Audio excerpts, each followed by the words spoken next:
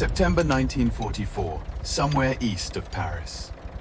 A German field mechanic named Otto Weber stood beside a captured American truck with one wrench in his hand. He had already tried that wrench on the engine mounts. It fit. He tried it on the fuel line clamp. It fit. He tried it on the battery bracket, the suspension cover, the cargo bed bolts, even the spare wheel carrier. It fit almost everywhere. Then Weber stopped working. Not because the truck was complicated, because it was not complicated enough. He looked at the other mechanics around him and said, very quietly, "This is how they beat us." The truck was a GMC CCKW, a 2.5-ton American cargo truck with 6 driven wheels, a wooden cargo bed, a plain steel cab, and nothing inside it that looked like a masterpiece. No polished German precision. No elegant engineering flourish. No part that seemed designed to impress a factory inspector. Just steel, wood, rubber, labels, access panels and bolts a tired 19-year-old could understand in the dark. And that was the terrifying part.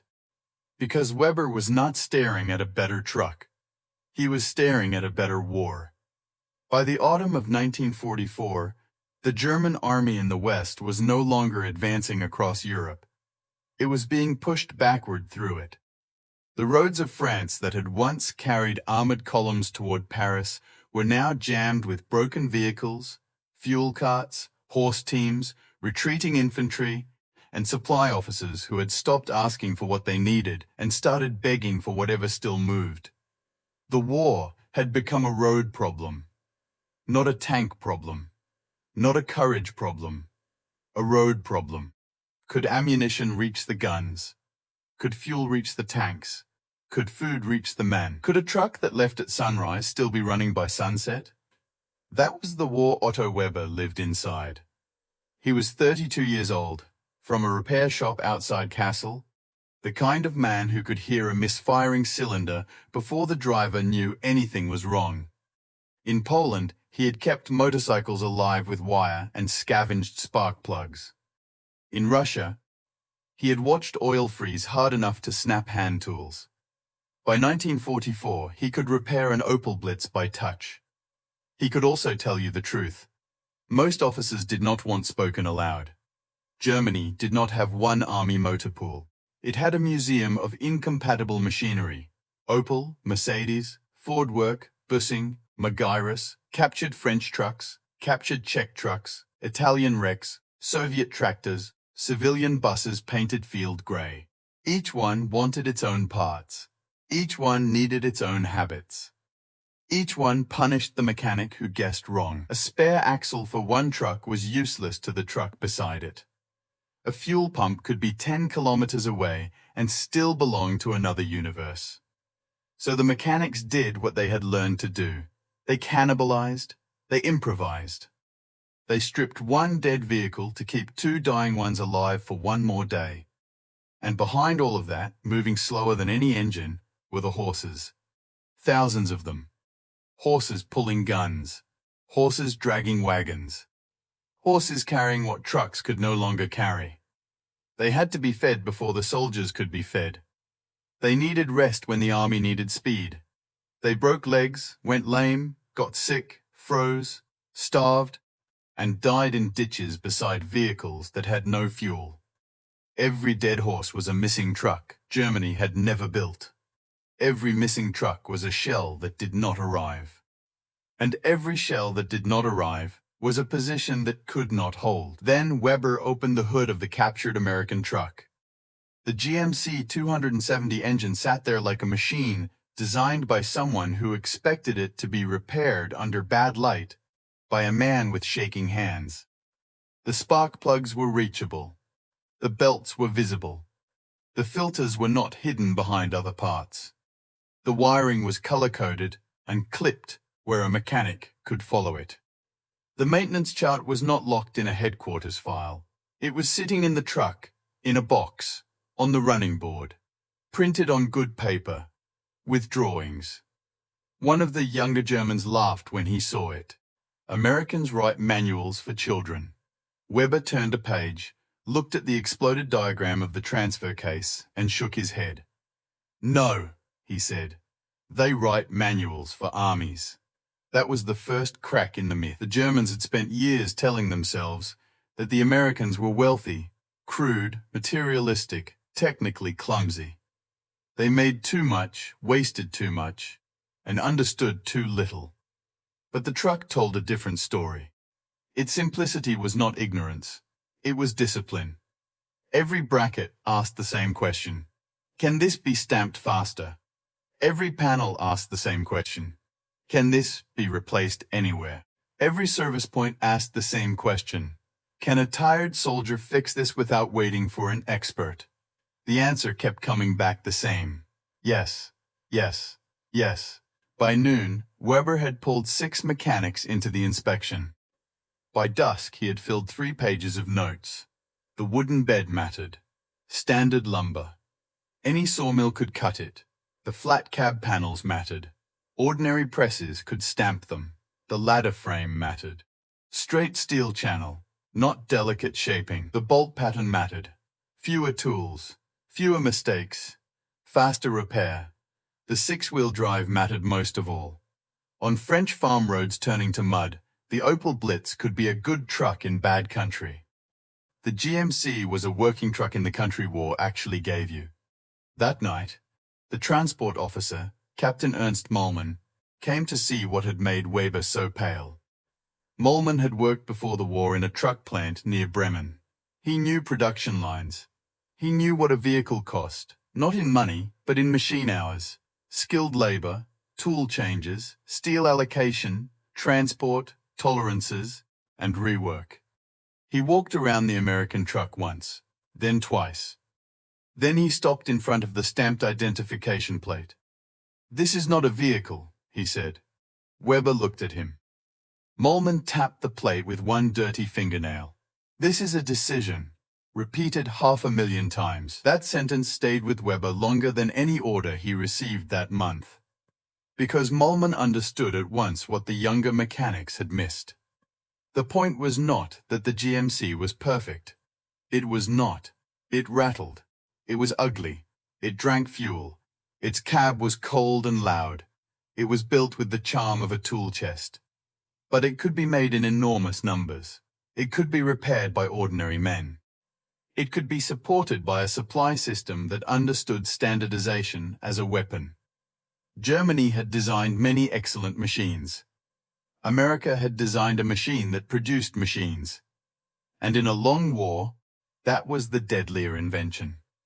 3 days later, Weber drove the captured GMC on a supply run through roads that had already swallowed 2 German trucks that week.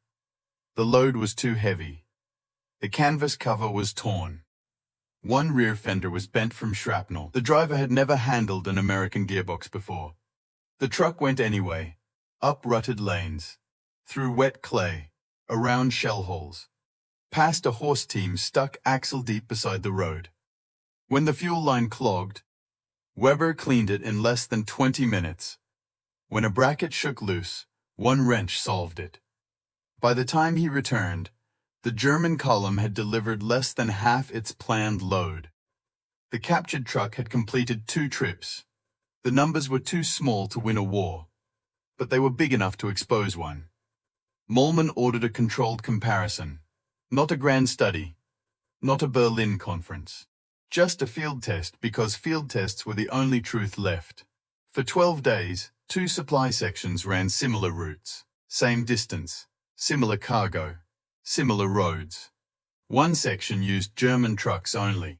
The other used German trucks plus 3 captured GMCs. Weber logged every stoppage, broken springs, overheated engines, fuel contamination, clutch trouble, lost time. Tons moved. Hours available.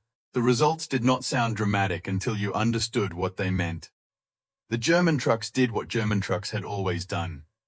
They worked hard, failed often enough to matter, and demanded skilled attention every time they failed. The American trucks failed too. But their failures were smaller, faster, less fatal. A belt, a filter, a loose line, a cracked plank in the bed. The kind of problem that ended a sentence, not a mission. On the 12th evening, Weber added the figures. The 3 American trucks had moved nearly as much useful cargo as 5 German trucks on the same roads. Not because they were faster, not because they were stronger, because they were present. They were available. An army does not live on the truck listed in the inventory. It lives on the truck that starts in the morning. Mollman took the report to a senior logistics colonel named Friedrich Gessler. Gessler was not a fool. That made it worse. A fool could reject numbers because he did not understand them. Gessler understood them perfectly, and still did not want them. He read the report in a borrowed schoolhouse, with maps pinned over children's handwriting on the wall. Then he set it down.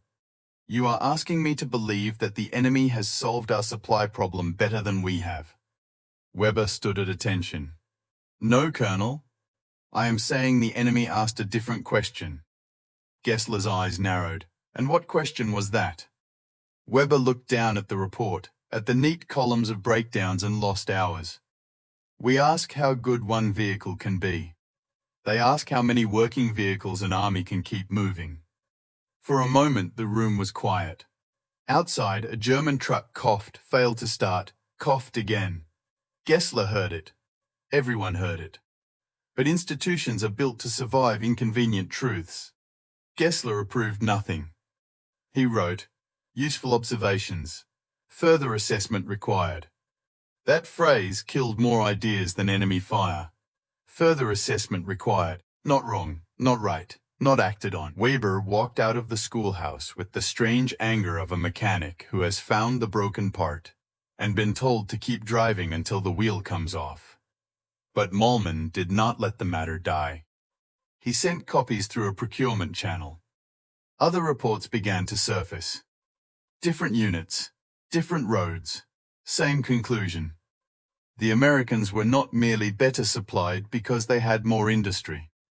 They were better supplied because their industry, their vehicle design, their manuals, their spare parts, their depots, and their driver training all spoke the same language.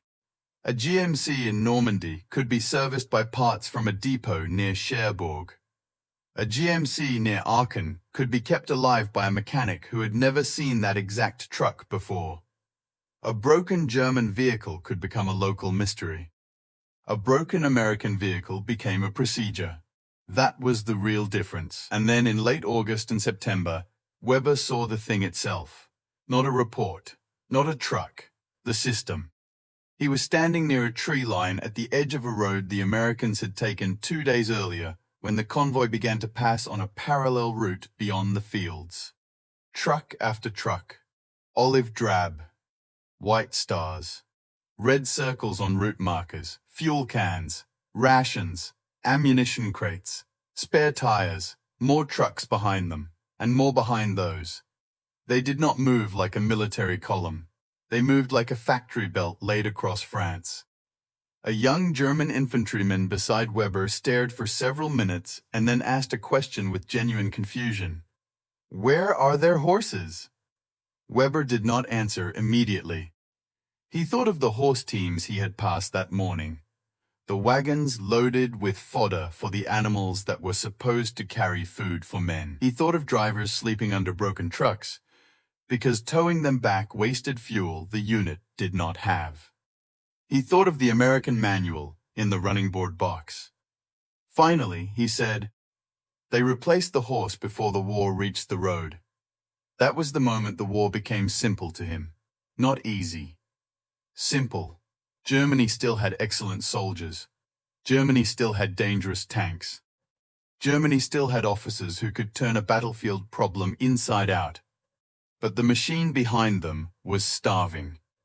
America's machine was eating France and turning it into movement. The Red Ball routes were not heroic in the old sense. They were dirty, exhausting, dangerous, repetitive. Drivers fell asleep at the wheel. Engines ran day and night. Military police waved convoys through intersections while civilians watched from ditches. Black American drivers, denied full equality in the army they served, hauled the fuel and ammunition that kept the liberation moving. They did not look like the propaganda image of battlefield glory.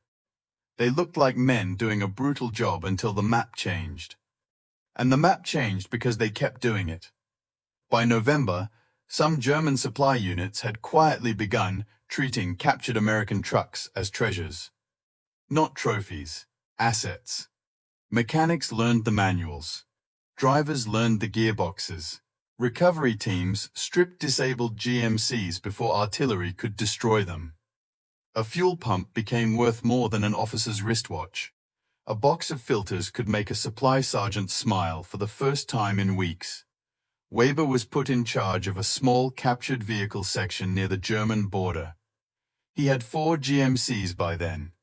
2 in good condition, 1 ugly but reliable, one that should have been dead and somehow refused to understand that. They kept the section alive through wet roads and bad orders. Then the Americans noticed. Abandoned trucks became harder to capture intact. Engines were disabled, fuel tanks punctured, distributor parts removed. Critical tools vanished from the boxes. The easy lessons disappeared, because the enemy had understood that even a broken American truck could become a German advantage if it was left whole. By early December, the captured vehicle program was shrinking exactly when Germany needed it most. And that was when the order came. A great offensive through the Ardennes. A winter blow through forests and narrow roads. Hit hard.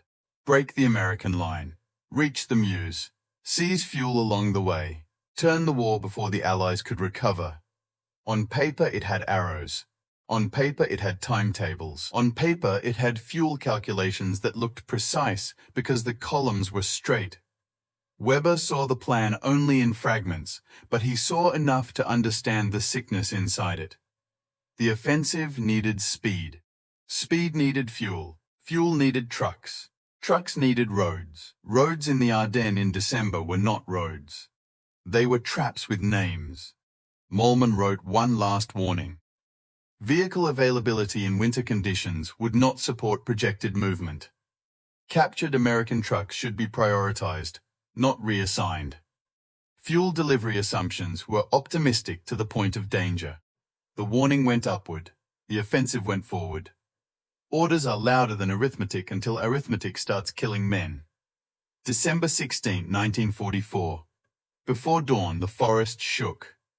German guns opened across the front. Snow held the light down. Fog hid the roads. American units were surprised, split, pushed backward. For 2 days, the attack felt like a miracle. The kind desperate armies start believing in because the alternative is mathematics. Weber's job was not to fight the breakthrough. His job was to feed it. Fuel drums forward, ammunition forward, rations forward, spare parts forward, everything forward.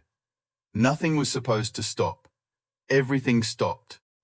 The first jam began at a bridge too narrow for a truck and a horse cart to pass each other. Then a half-track slid sideways and blocked the road. Then a fuel truck stalled. Then the vehicles behind it shut down to save fuel. Then the cold turned small problems into permanent ones. Batteries weakened. Oil thickened. Water froze. Men worked barehanded because gloves made fingers clumsy, then could not feel the parts they were holding. A 2-hour delay became 6. A 6-hour delay became a missing delivery. A missing delivery became a tank unit waiting in the forest with engines silent and commanders staring at empty roads. On December 18, Weber led a column carrying fuel toward a forward distribution point that had already moved twice. One Opel broke a spring before sunrise. Another overheated on a hill because the radiator had been patched too many times. A horse team tried to pull a wagon around them and collapsed in the ditch. Weber's GMC kept going. Its tires chewed through snow and mud with a stubborn ugliness that felt almost insulting. At the delivery point, nobody knew where the tank unit had gone. The map was wrong. The road signs had been turned. A messenger arrived on foot and said the panzers were ahead, waiting for fuel, they had been promised the night before. Weber looked at his load. It was not enough. It had never been enough. He drove on anyway. By December 20, the offensive was no longer racing. It was reaching. Its armored spearheads pushed into the Ardennes like fingers stretching away from a body that could not feed them. The deeper they went, the more every kilometer demanded from the trucks behind them. And the trucks behind them were braking faster than the plan allowed. The Germans had counted on capturing American fuel. But American depots were moved, defended, burned, or denied. A plan that depends on the enemy donating your fuel is not a logistics plan. It is a prayer written on a map. The prayer failed. Near Stoumont and L'Église, armored units that had terrified the roads days earlier began to die without being destroyed. Not from enemy shells first, from empty tanks.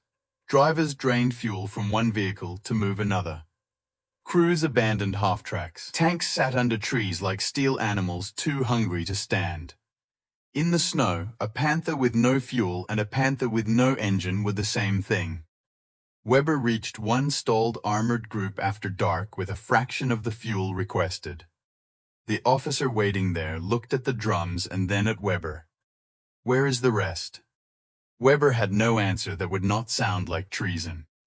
It was stuck behind a bridge. It was in a broken opal. It was frozen in lines that could not turn around. It was somewhere in the distance between the plan and the road. So he gave the only honest answer left. This is what arrived. The officer's face changed. Not rage, not fear, recognition. The moment a man understands that courage has reached the end of its usefulness. By December 23, the weather lifted. The sky opened. Allied aircraft returned. American roads that had bent under pressure straightened again under organization. Trucks brought reinforcements. Trucks brought artillery shells. Trucks brought medical supplies. Trucks fed Bastogne while German columns starved within striking distance. The Americans had problems. They had mud, snow, traffic, fatigue, accidents, ambushes, breakdowns. But their system absorbed problems the way a deep river absorbs stones. Germany's system shattered on them. The Ardennes offensive did not fail because German soldiers forgot how to fight. They fought hard. The resistance they met was fierce. The air power was devastating. But under all of it sat the quieter defeat Weber had seen months earlier under an American hood. An army built from brilliant parts had met an army built from replaceable systems, and the systems won. In January 1945, the retreat began. Weber drove the last working GMC in his section eastward through roads lined with evidence. Opel trucks with stripped engines. Horse wagons overturned in frozen mud. Fuel drums abandoned because there was nothing left to haul them. Armored vehicles standing perfectly intact, except for the one thing every machine needs before courage matters. Fuel. He passed a German tank crew walking away from their vehicle. One man slapped the side armor as he left, not affectionately, but with the bitterness of a soldier leaving behind a weapon his country could build, but could not sustain. The GMC drove past them, still ugly, still rattling, still alive. By February, the reports were no longer being argued. German vehicle availability had fallen to levels no offensive could survive. Captured Allied vehicles were to be preserved wherever possible. American parts were to be treated as priority material. Drivers were to be trained on captured trucks immediately. Weber read the order by lantern light and felt no satisfaction. Being proven right after the dead have paid for the lesson is not vindication. It is just a quieter form of grief. In March, the Western Front collapsed toward the Rhine. Bridges mattered. Fuel mattered.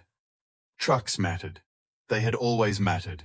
They had simply been too humble to receive the attention given to tanks and generals. The final weeks reduced everything to movement. Who could move? Who could not?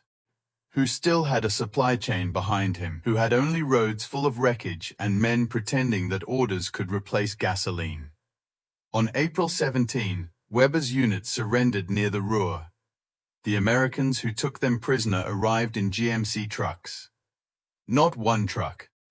Not a special truck. Just another truck in another convoy, carrying soldiers who barely looked at the machine Weber had spent 8 months studying like a prophecy. He climbed into the cargo bed under guard. The engine started. The truck moved. No drama. No symbolism except the kind history makes by accident. For 4 hours, Weber rode in the back of the vehicle that had explained the war to him before his own army could admit it. He watched German roads pass beneath American tires and felt the final cruelty of understanding. The truck had not hated him. The factory had not hated him. The manual had not hated him. The system had simply done what it was designed to do: keep moving. The prisoner camp near Koblenz was crowded, hungry, and stunned into a silence that came after years of noise. Weber expected interrogation. Instead, after 10 days, an American motor pool sergeant walked into the enclosure with an interpreter and asked a practical question. "Which of you knows GMC trucks?"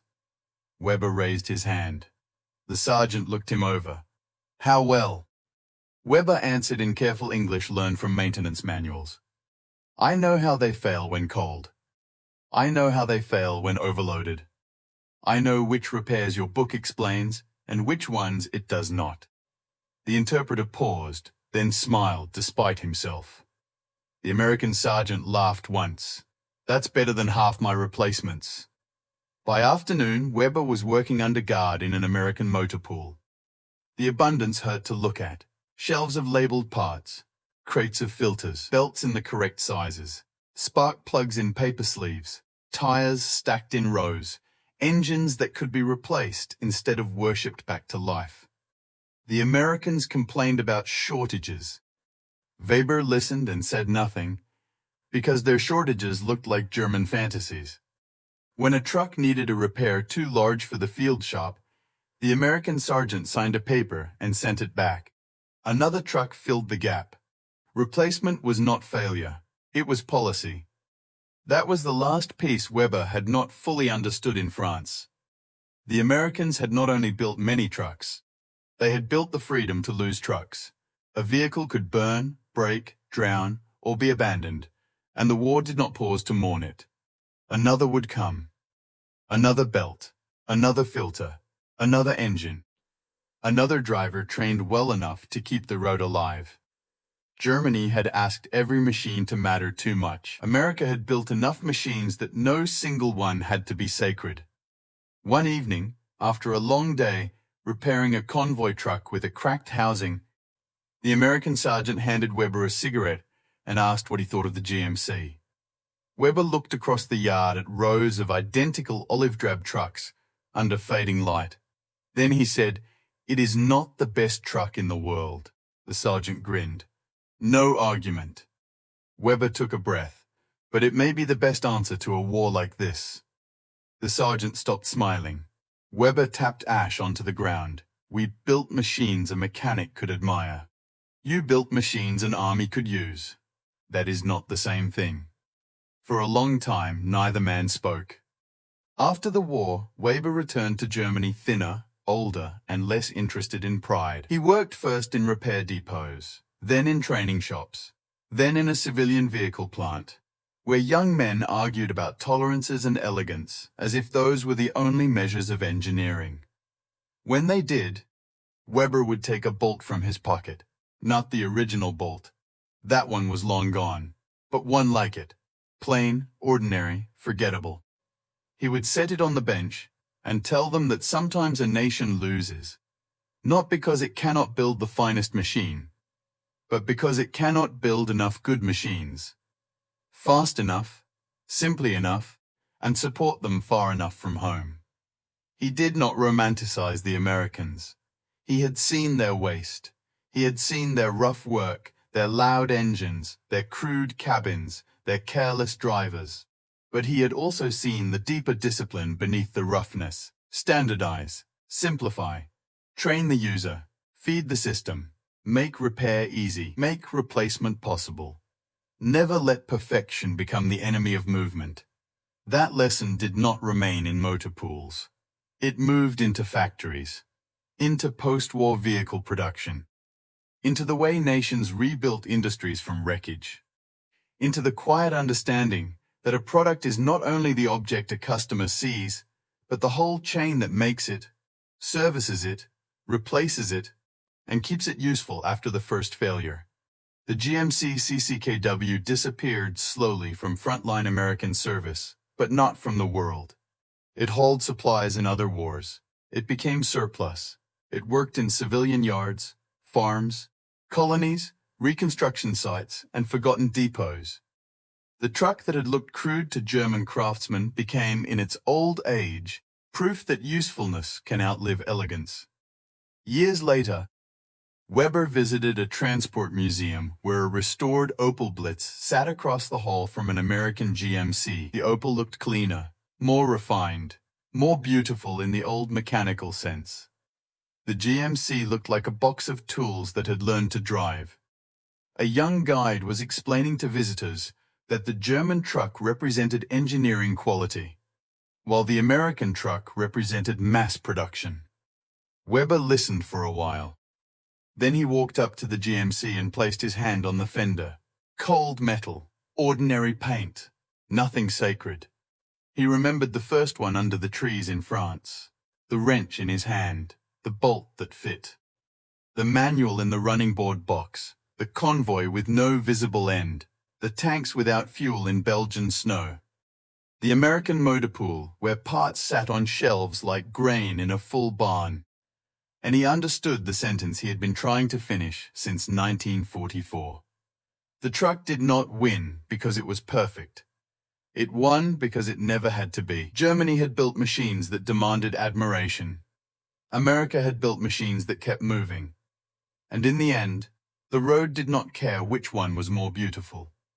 It only cared which one arrived.